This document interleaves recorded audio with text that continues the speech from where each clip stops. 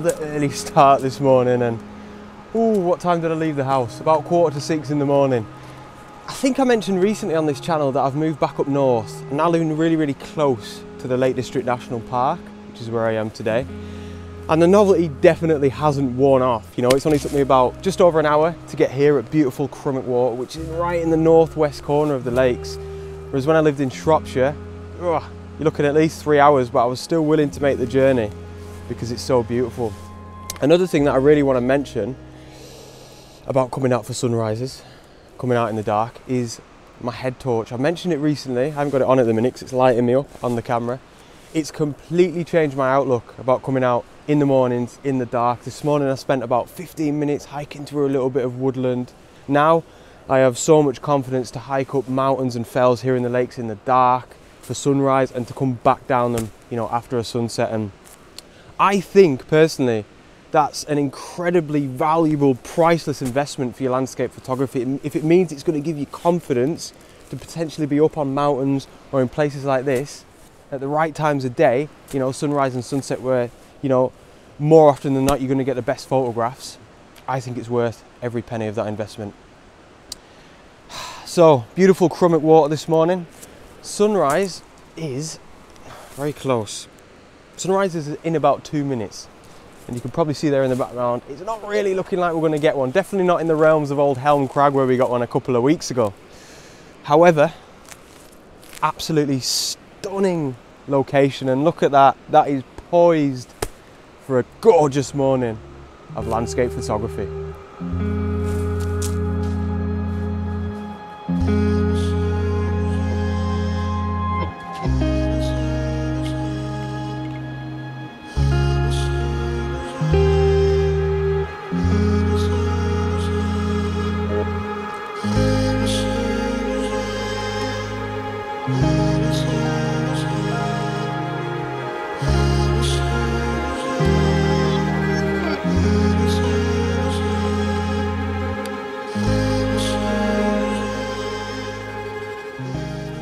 So I'm going to start the morning with a nice, simple, long exposure across Crummock Water.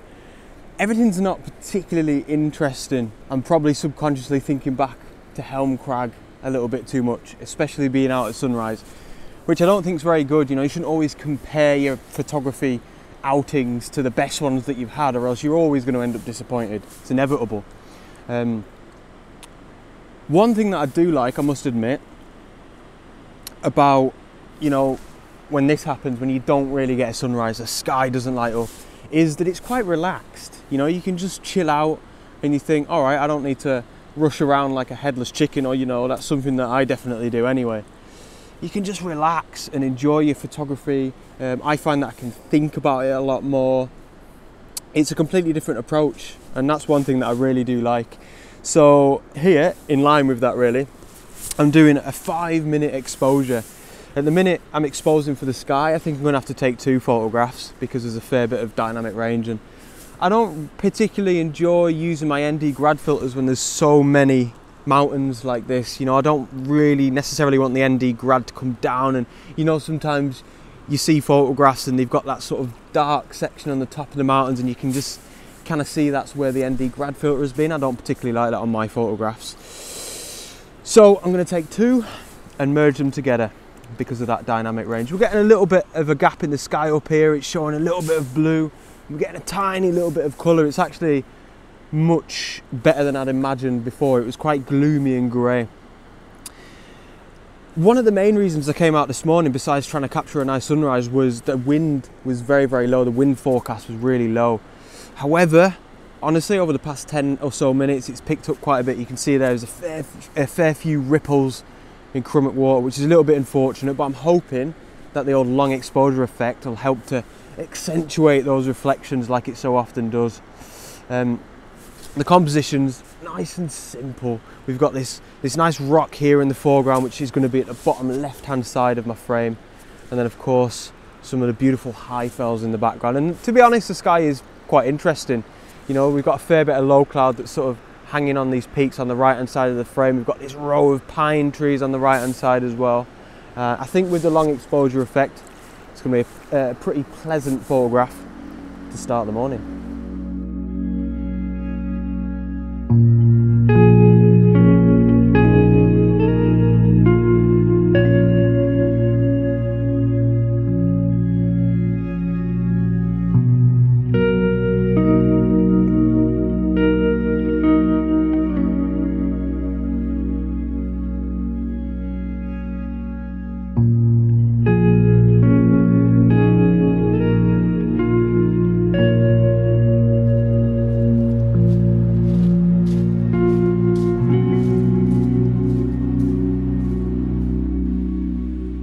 So, I have been seduced. I've been seduced by the landscape. And I was thinking about this a couple of minutes ago.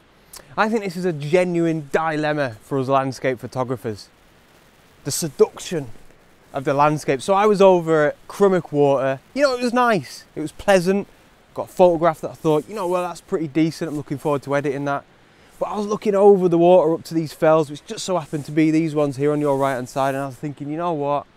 I fancy a little bit of adventure. I'm gonna go on a hike. So I got the old OS maps out. I found a mountain. Yep, I'm gonna hike up that. Parked up in Buttermere town. This is Buttermere that you can see behind me here. Absolutely glorious, of course. And I had to walk pretty much all along the shoreline. But I had my heart set on my hike, tunnel vision. But I kept looking over my shoulder at this and I was thinking, oh God, that looks nice. Get a look at Buttermere, not a breath of wind. Perfect reflection, you know, you don't often see it like this. That was the devil on my shoulder, but I was like, I don't care about Buttermere, I'm going on my hike. Just trying my best to forget about Buttermere. I'm not stopping here, I don't care. I've already been to Buttermere many times, I don't care. 5 minutes later, I find myself, I've come back on myself, I've parked up here, I've got my camera in hand, and I'm trying to get a composition across Buttermere. Absolutely ridiculous. I don't even know how it happened. But here I am, the lake shores of Buttermere. It is absolutely gorgeous. You can see how I've been seduced. So I suppose I'll have to take a photograph here now.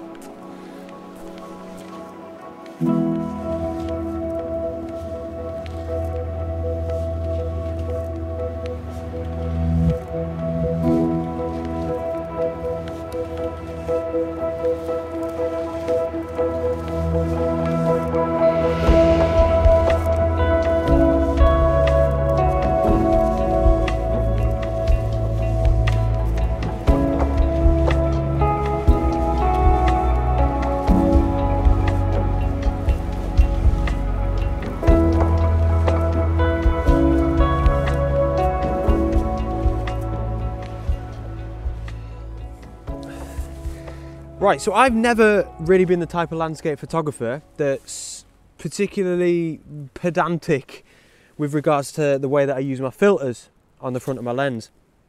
There's certain ways that you're really supposed to do things. You know, you're meant to cover up your viewfinder to stop light leakage. If you're using an ND filter and you're stacking filters, you're supposed to have the ND filter closest to the lens in your filter holder. I never bother. A few people have said things in the comments saying, oh, you're doing it wrong, and I probably am, to be honest, but it's never bothered me from my experience. I've never had any sort of light leakage, and I'm probably just a little bit lazy.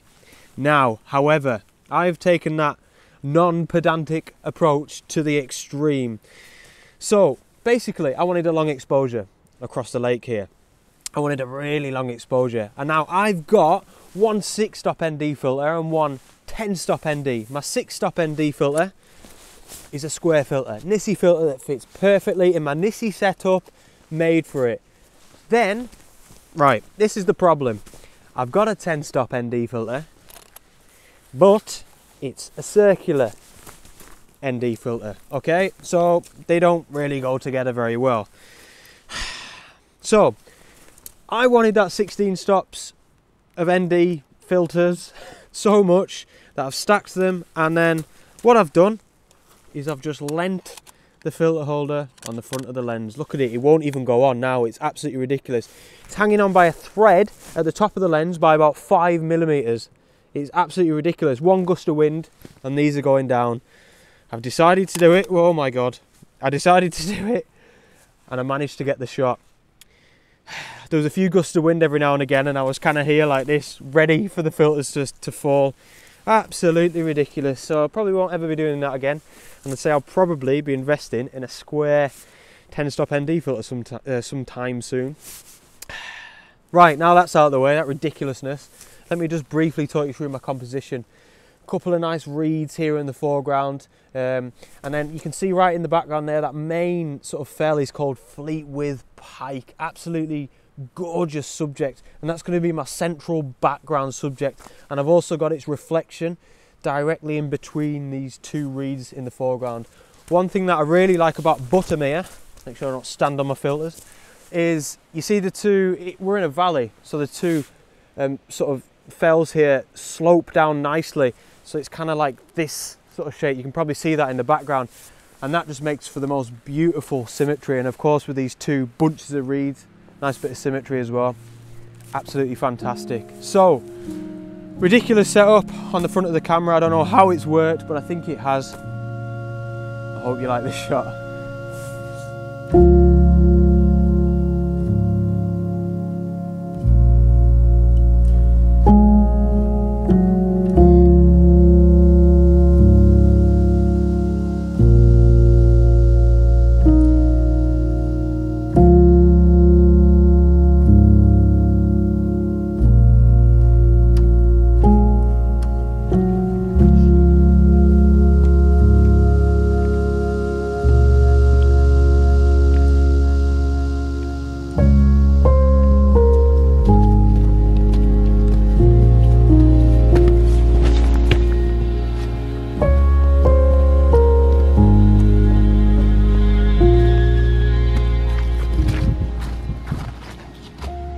Okay, so I'm gonna have to get set up really quickly here, because in the background you can see there, whoa, we've got some astonishing light. Oh god. And I've come up with a bit of a composition, and I honestly think this is going to be one of the best photographs I've ever taken, if I can get it done in time. Oh, so whoa, it was a bit of a rush, but I think I'm just about set up in time, and you can see there we've got the long lens on, and it was a bold statement before. I said this is probably going to be the best image I've ever taken, but we've got some gorgeous light, a fantastic subject, and I'm standing by it. It's going to be top draw. So long lens, and I'm zoomed right in back down towards Buttermere town, and what we've got down there is the most incredible subject. I'm really lucky that I've spotted it, but it's a red Nissan Almera, and I believe locally it's known as the Red Beast. It's quite elusive, and like I say, I'm feeling extremely grateful and lucky that I've been able to spot it today. So I'm zoomed right in at 200mm just to get right down close to that gorgeous subject right in Buttermere town there. On the crop sensor camera as well, we're getting even more of a reach. Settings, I'll just check now. F8, ISO 100, and that's giving me 1/60th of a second. And we've got a gorgeous composition. We've got the church in Buttermere itself on the left-hand side of the frame, and then that leads us down nicely into that beautiful subject, of course, the red Nissan Almera. So an image to be really proud of, I think. I'm standing by it. It's going to be the best image that I've ever taken. I really hope you like it, guys.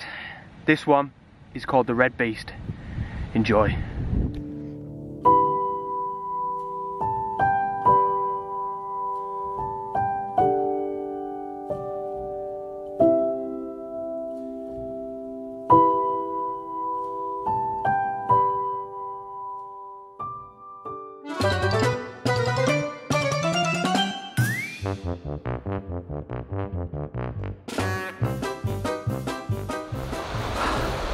So, like an absolute idiot, I've gone and left my memory card for my lav mic right down there, right down on the shores of Buttermere, which is pretty annoying. It means that I'm trying to use my phone as a microphone, but I might have to use the microphone on my vlogging camera, which is rubbish. And coupled with this waterfall, the sound quality might be terrible, so I may have to put subtitles here, or you might be hearing me perfectly right now. I don't know, so I apologise. So this is going to be the last shot of the day, because I need to go back down there and try and retrieve my camera. Hopefully a Labrador has not eaten it. But yeah, this is going to be cool. So you can see I'm set up here in the middle of a gill, a ridiculous position that is just, I don't recommend it. Very unsafe. There's the track over there. A few normal people just came past before and sort of looked at me like I was an idiot, which is fair enough. Anyway, this shot, I like this. I think it's going to be a nice January image. And what really drew me to want to come to this ridiculous position was this gill that I just mentioned. It's called Sour Milk Gill. Bit of a strange name. There's actually one of these over near Grasmere as well with exactly the same name. But what I really like is it splits into two here, right in front of my camera. So I positioned myself to use this split as my leading line, really. It's like a double leading line, which leads then nicely down into Buttermere. Oh, it's windy, where I got the last photograph.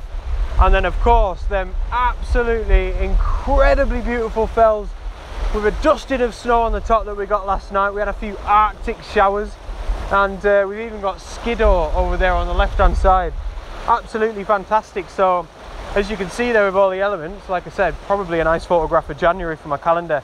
I am bracketing because it's really, really bright, and we've got a bit of sunlight over there on the snow on Skiddaw. When you get sunlight on the snow like that, it becomes so bright.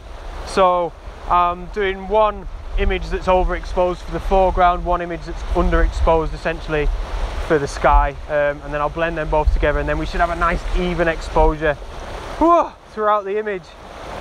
Amazing. So nice image to finish off the day. I'll pop that one up for you to see now, and then I need to get back down to Buttermere to try and retrieve my memory card. I hope you like this shot.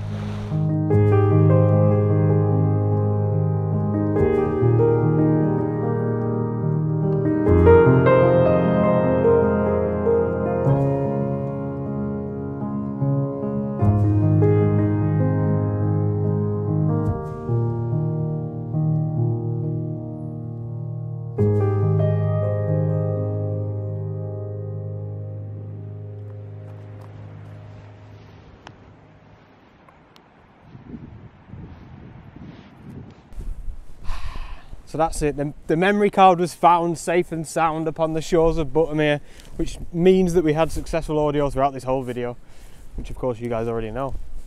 Yeah, I should probably buy another SD card actually, keep some spares. Anyway, with that being said, thank you guys so much for tuning in. As always, the support is massively appreciated. You already know that. And I shall see you guys on Thursday for the next adventure. Until then, out.